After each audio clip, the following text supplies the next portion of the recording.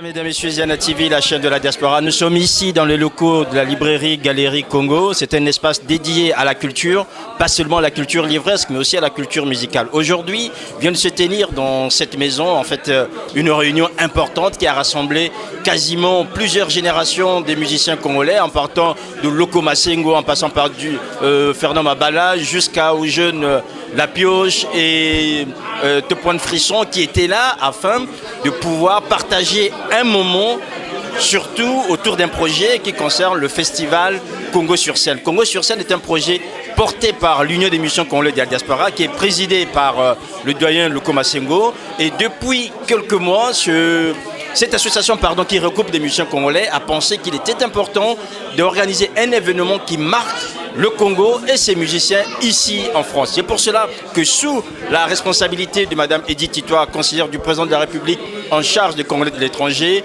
en compagnie en fait du bureau de l'association de l'Union des musiciens congolais de la diaspora, ils ont convenu qu'il fallait organiser cette rencontre afin que les musiciens, quel que soit leur style, quel que soit leur public, puissent se retrouver dans un premier temps pour déterminer en fait ce projet et surtout pour savoir quelle va être la participation non seulement des musiciens mais aussi celle de l'État. C'est dans ce sens, mesdames et messieurs, que nous allons vous laisser à un moment donné découvrir en fait ce qui s'est dit ici et surtout apprécier les interventions des uns des autres parce qu'elles apportent quelque chose qui en soi reflète en fait un nouvel état d'esprit de ces musiciens congolais. Il faut le savoir, mesdames et messieurs, que les musiciens congolais sont aujourd'hui confrontés à plusieurs problèmes et surtout, ils ont besoin aujourd'hui que non seulement le public congolais puisse les considérer et surtout apprécier les œuvres qu'ils mettent sur le marché, mais aussi qu'ils ont besoin aujourd'hui de bénéficier du soutien public. Et ce soutien public a été manifesté aujourd'hui par la présence de Mme Edith Titois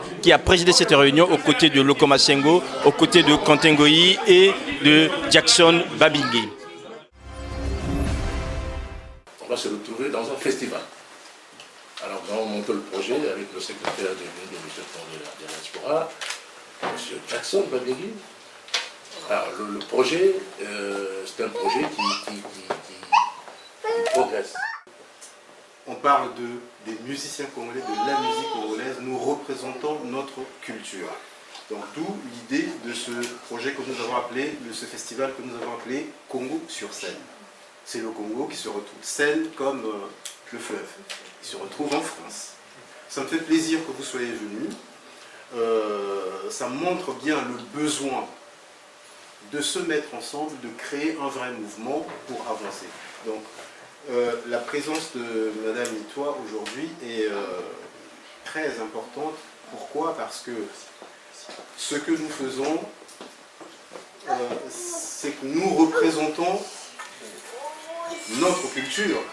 Nous sommes les ambassadeurs de la culture du Congo, et même j'allais dire du Congo, parce que partout où nous allons, on parle de Congolais. Quand on nous voit, mais c'est le Congo qui est derrière nous.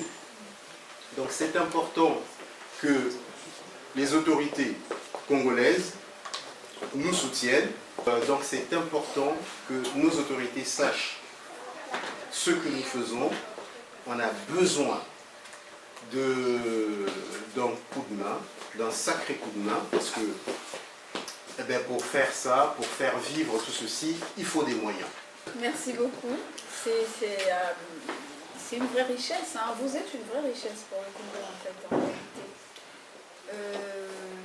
Pour revenir juste à ce que venait de dire Jackson il y a 2 minutes, hein, c'est-à-dire 70 000 €, c'est pas grand-chose, c'est vrai.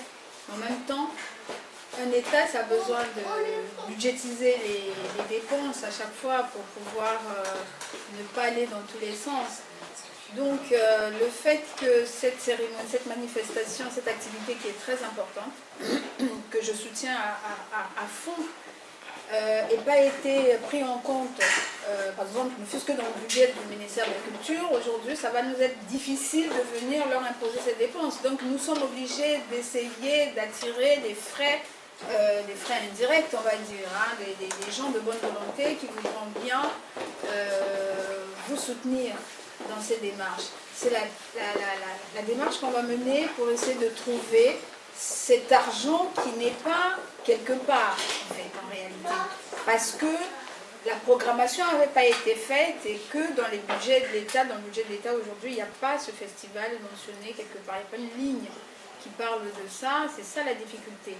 Mais non, je pense qu'on finira bien par trouver, déjà qu'il y a une partie qui pourrait venir des collectivités locales ici, et une partie qu'il faudra trouver là-bas. On va tous mettre de l'énergie pour essayer de trouver ça, parce que je pense qu'il n'y a pas plus fédérateur que la musique, que la culture. Donc, ne fût-ce que cet argument-là pourrait effectivement nous donner des adeptes, des adhérents, des gens qui vont être à fond derrière votre projet.